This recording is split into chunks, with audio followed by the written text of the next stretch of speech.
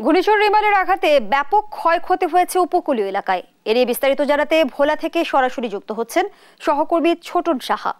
ছোটন, ঘূর্ণিঝড়ে ক্ষতিগ্রস্তদের ত্রাণ ও পুনর্বাসনে কি ব্যবস্থা নেওয়া হয়েছে?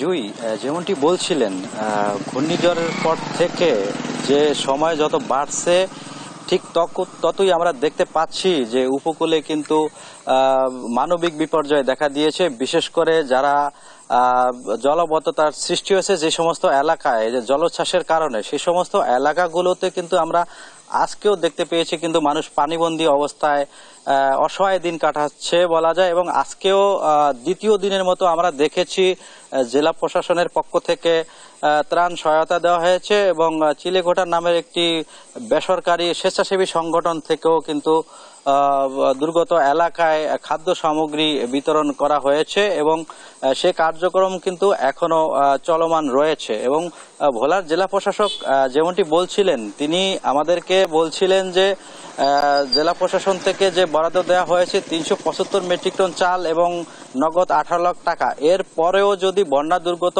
এলাকায় যদি ত্রাণ সামগ্রীর প্রয়োজন হয় সেক্ষেত্রে তারা কিন্তু দুর্গত এলাকায় ত্রাণ সামগ্রীর যে পরিমাণ সেটি আরো বাড়িয়ে দেবেন। এবং একই সাথে উপকূলে যে অবস্থা এখনো কিন্তু বিদ্যুৎ বিভ্রাট রয়েছে এবং একই সাথে ইন্টারনেট সেবাও কিন্তু সমস্যা রয়েছে, যে কারণে যোগাযোগ অনেকটা বিচ্ছিন্ন রয়েছে।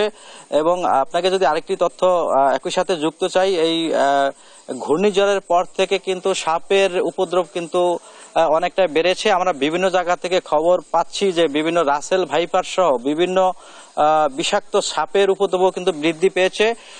এই সাপের দংশনে কিন্তু আমরা যেমনটি জানতে পেরেছি একজনের মৃত্যুও কিন্তু হয়েছে এবং এটা নিয়েও কিন্তু উপকূলের মানুষ অনেকটা আতঙ্কিত। একদিকে যেমন পানিবন্দী অবস্থায় দিন কাটাচ্ছেন, অন্যদিকে ভাঙ্গা ঘরের ভিতর তাদের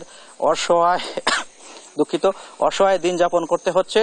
এই সমস্ত যে ব্যাপারগুলো রয়েছে এ নিয়ে তারা বারবার বলছিল যে জেলা প্রশাসনের যে ত্রাণ সামগ্রী বিতরণ করা হচ্ছে এটি যেন অতি দ্রুত বিতরণ করা হয় এবং যদি তাদের পুনর্বাসনের যদি ব্যবস্থা থেকে থাকে সেটিও যেন অতি দ্রুত ব্যবস্থা নেওয়া হয়। তবে জেলা প্রশাসন এমন পরিপ্রেক্ষিতে আমাদেরকে জানিয়েছেন তারা অতি দ্রুত যারা ক্ষতিগ্রস্ত হয়েছেন তাদেরকে পুনর্বাসনের জন্য কিন্তু তারা ব্যবস্থা নেবেন এবং ত্রাণ সামগ্রী যে বিতরণ কার্যক্রম সেটিও কিন্তু তারা চালিয়ে যাবেন।